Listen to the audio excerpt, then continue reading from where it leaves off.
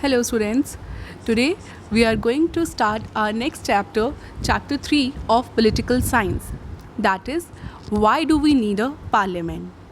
Here in this chapter, बच्चे you will get to know about what actually is parliament, what is its basic function, parliament में कौन लोग रहते हैं और इसकी देश में क्या ज़रूरत है. सबसे पहले हम Indians we in India pride ourselves on being a democratic country.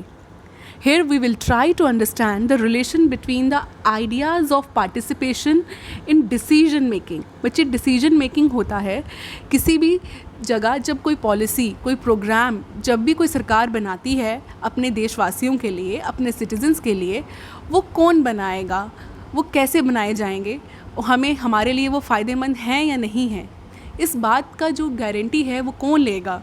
तो इसलिए डेमोक्रेटिक कंट्री में ये हक रहता है सिटीजन्स के पास कि वो वोट देकर ऐसे लीडर को चुने जो उनकी बात आगे जाकर पार्लियामेंट में रख पाए.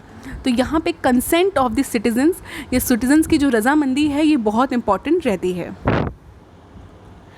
बच्चे देश में चलाने के लिए यही सब एलिमेंट्स हैं जो कि एक इंडिविजुअल का डिसीजन मेकिंग प्रोसेस में इन्वॉल्व रहना बहुत ज़्यादा इम्पॉर्टेंट है. तो इंडिया में ये सबके पास हक है कि वो अपने वोट देकर इलेक्शंस के थ्रू एक लीडर को इलेक्ट करके पार्लियामेंट में भेज सकते हैं.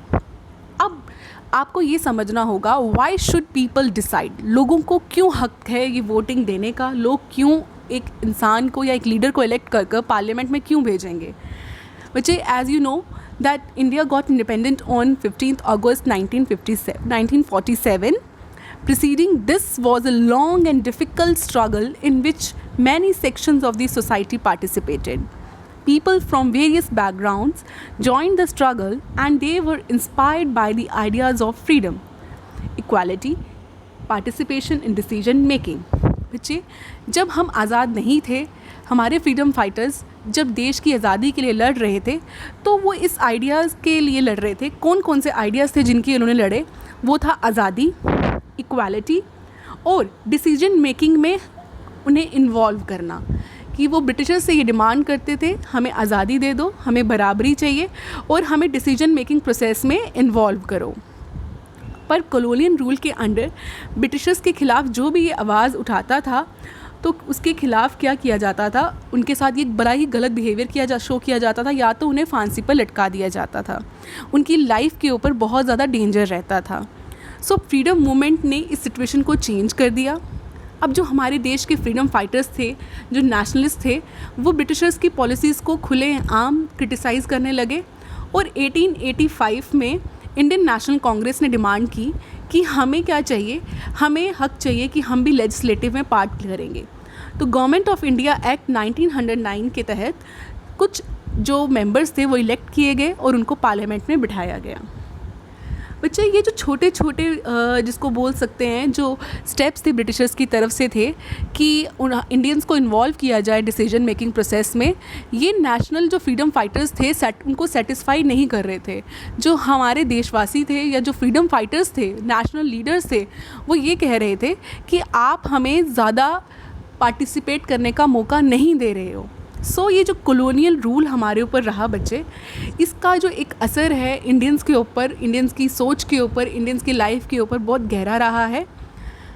Indians would be able to participate in decision making processes. बच्चे इंडिया उस टाइम पे ही या उस टाइम के जो लीडर्स हैं ये उसी टाइम तय कर चुके थे कि जब भी हमारा देश आज़ाद होगा सभी लोगों को बराबरी मिलेगी, सभी लोगों को वोट करने का हक मिलेगा और डिसीजन मेकिंग प्रोसेस में इन्वॉल्व किया जाएगा.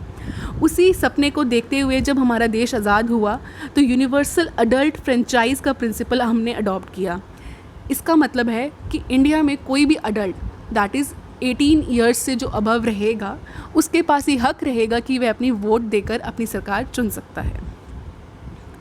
अब लोग क्यों चुनेंगे, कैसे चुनेंगे, यहाँ पे आप एक पिक्चर देख रहे हैं कि लोग अपने फिंगर्स दिखा रहे हैं जहाँ पे इनके वोटिंग मार्क बनाया जाता है फिंगर में जब वो वोट देकर आते हैं. तो ये आजकल जो मॉडर्न टेक्निक है वो EVM की है, इलेक्ट्रॉनिक वोटिंग मशीन्स की.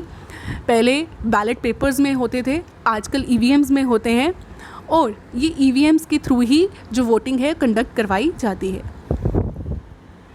It is a decision of the people that creates a democratic government and decides about its functioning.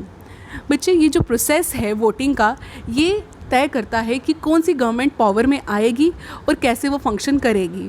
The basic idea in this kind of democracy is that the individual और citizen is the most important person.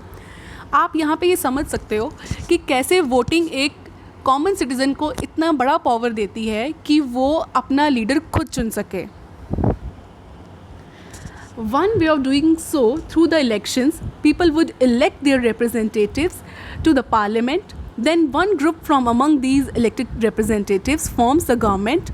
The parliament, which is made up of all representatives, comes together, controls, guides the government. In this sense, people through their chosen representatives form the government and also control it.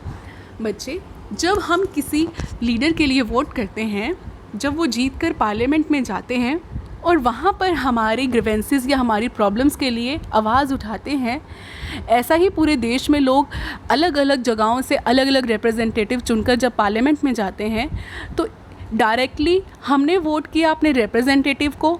जब वो चुन लिए गए और जब वो parliament में गए तो इनडायरेक्टली वो हमारे को रिप्रेजेंट करेंगे पार्लियामेंट में. तो डेमोक्रेसी की जो ट्रू फॉर्म है या ट्रू एसेंस है कि लोगों को डिसीजन मेकिंग प्रोसेस में इन्वॉल्व करवाना, वो यहाँ से साबित होता है कि हमारे द्वारा चुने गए लीडर्स को पार्लियामेंट में हम भेजते हैं ताकि वो हमारे लिए हमारे हक़ में फ़ैसले ले पाएँ.